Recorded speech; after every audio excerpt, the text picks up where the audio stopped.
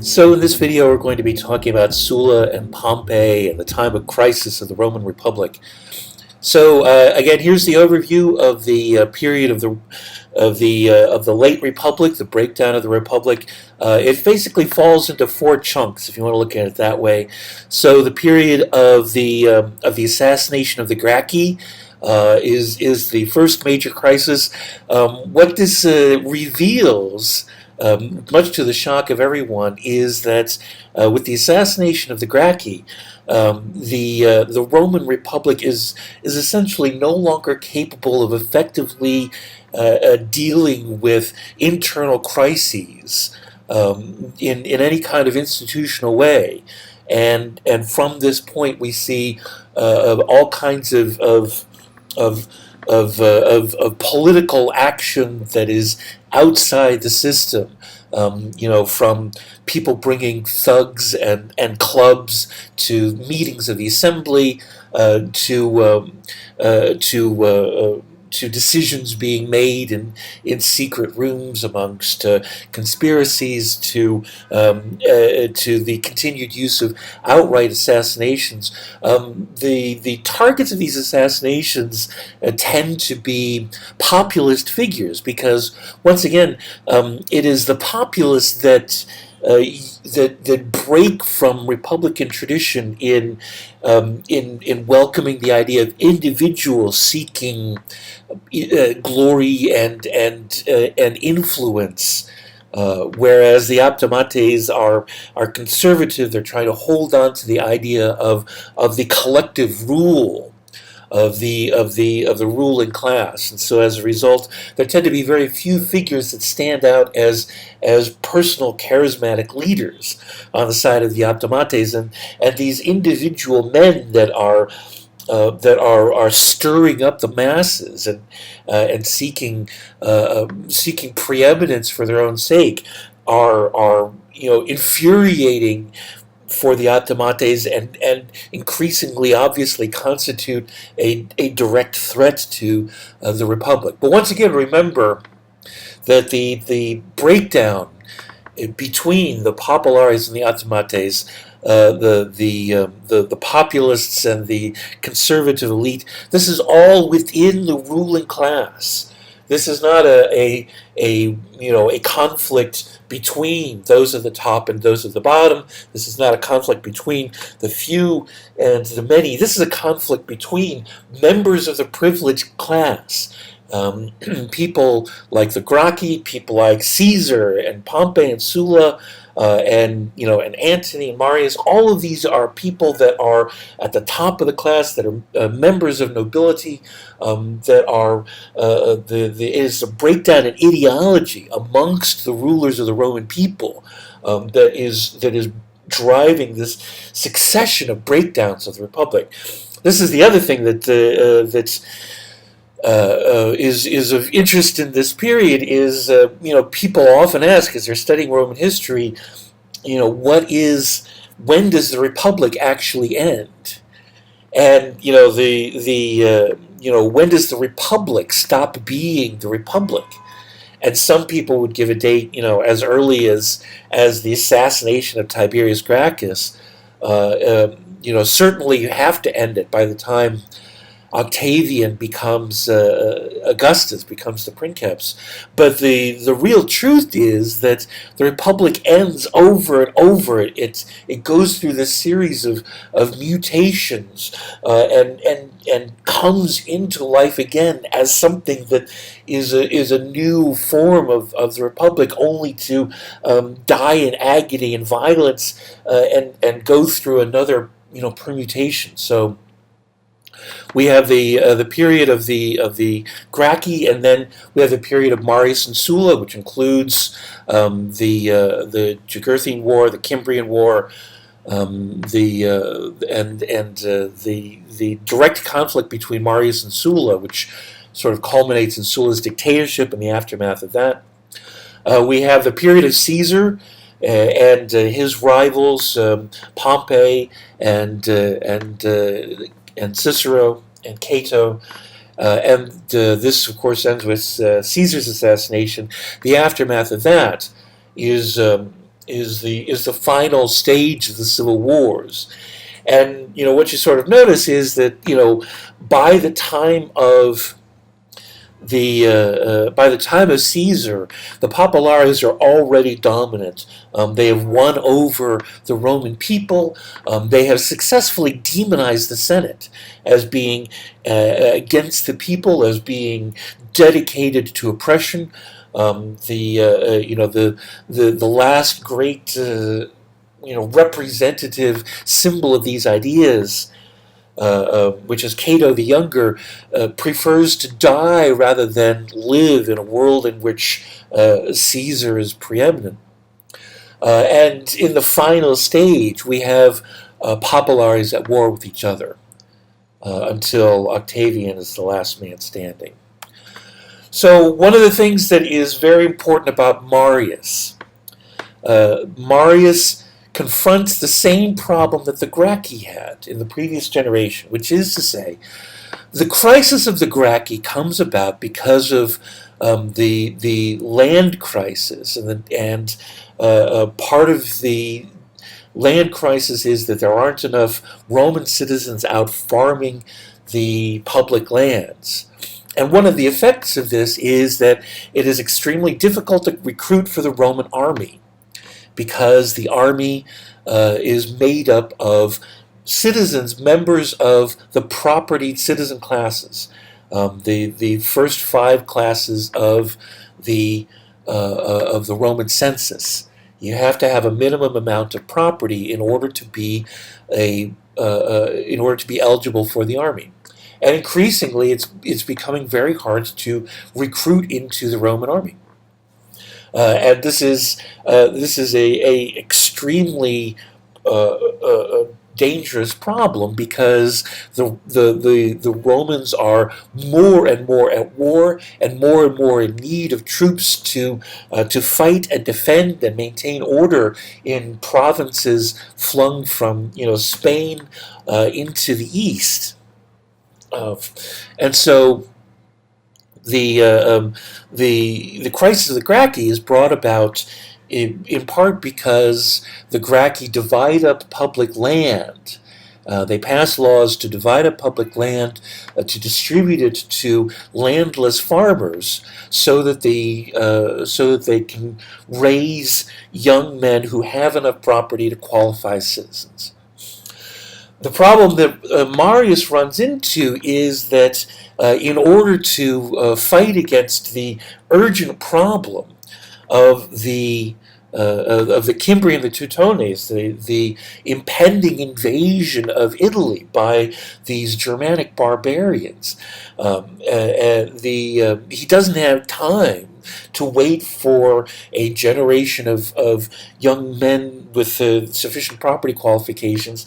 He doesn't have enough people to put into an army, and this is exacerbated by the fact that the Roman armies that had been fighting against the Cimbri under the incompetent consuls that got Marius elected to the consulship, by popular demand to replace the consuls that had screwed up at the Battle of Arausio. That army had been wiped out, and there was practically no defense against the Germanic tribes, when they chose to start marching into Italy. And so Marius devises a new kind of army, the head count army. He eliminates the property qualification. And assembles his army from amongst the people who do not have sufficient amounts of land, who fall into the class below the 5 classes of property Roman citizens, the bottom class known as the head count, which is called that because they don't even bother to list the names of people that don't have sufficient property. They just count them. This class is also known as the proletariat. And so what Marius does is to fundamentally and permanently change the nature of the makeup of the Roman legion. This has a number of side effects.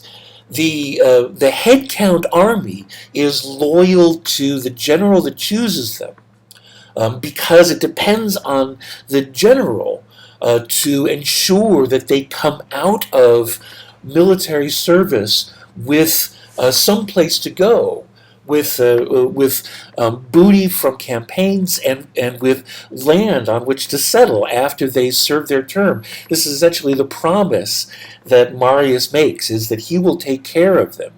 This kind of thing is not necessary for a traditional army of propertied citizens because they have their own lands to go home to after their military service.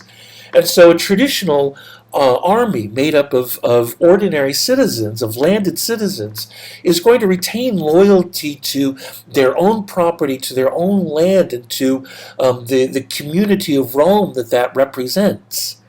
But the headcount army is going to retain loyalty to the general. And increasingly, as the breakdown of the Republic fuels the rise of generals who are ambitious, who are seeking power for themselves, who are rivals of the very Roman state itself, they have the backing and loyalty of these men who are their men, not Rome's men.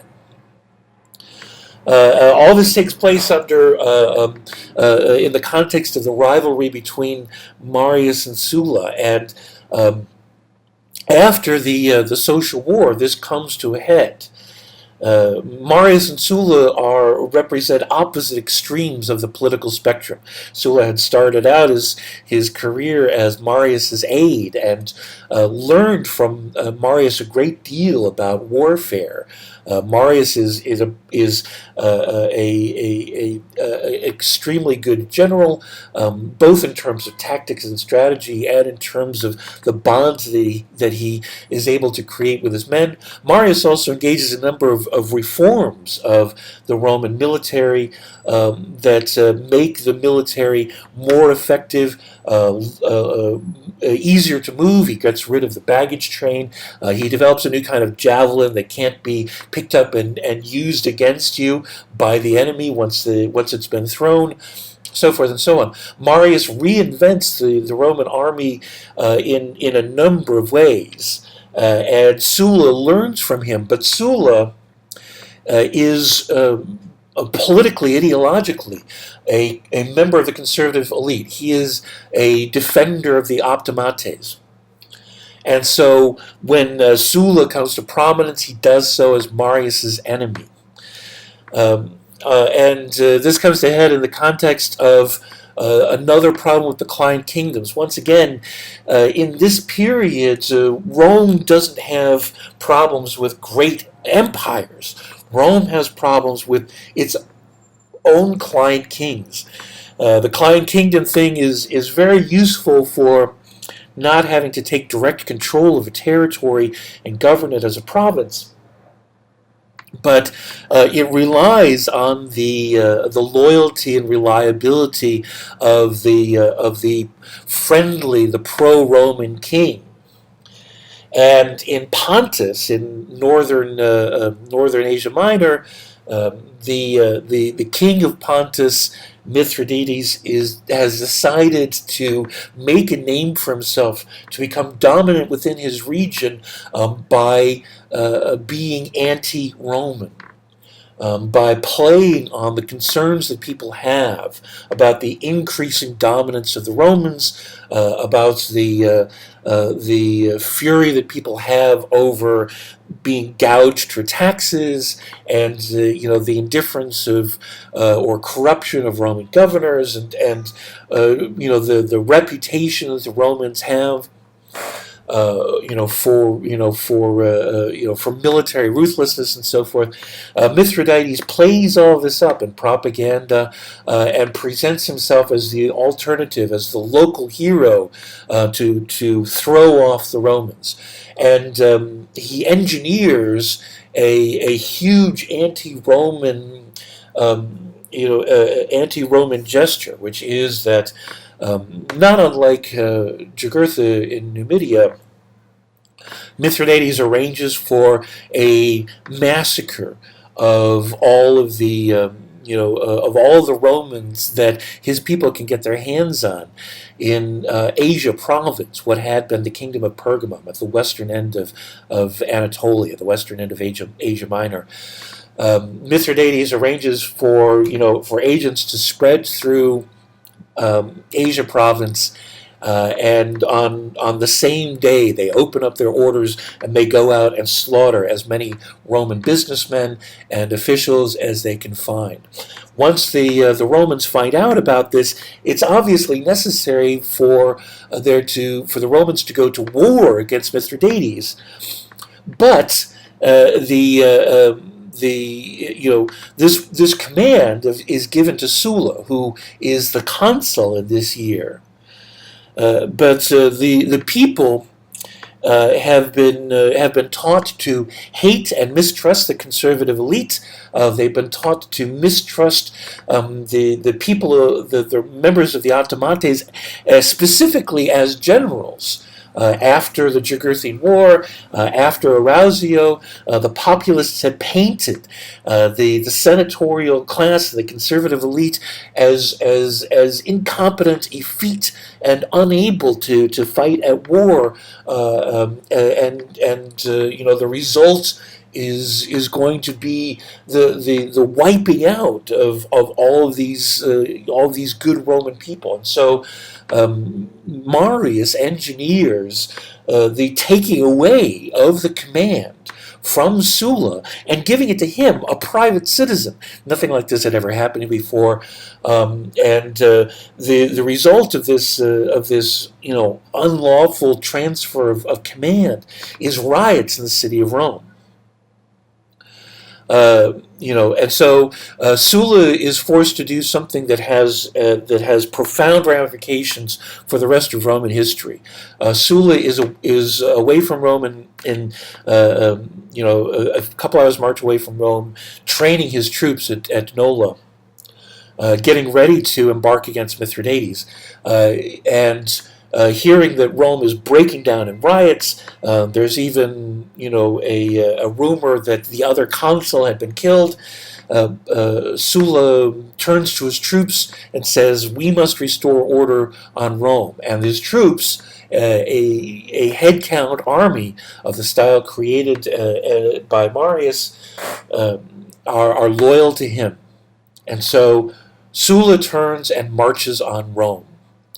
And this creates a horrible precedent for the rest of Roman history, because from this point onward, any general who is challenging the Roman state need only take his army and march on the city of Rome to have his way.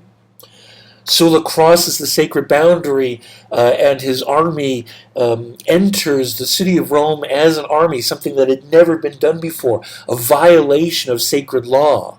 And Sulla restores order, and places everything back the way it should be. The rioters flee, and Sulla, knowing that he must complete his command and return back in order to ensure that the Rome is safe, hurriedly embarks to fight against Mithridates. While he's away, the forces of the populists under Marius and his ally Cinna take charge in Rome in what essentially amounts to a revolution. And we'll continue talking about this in the next video.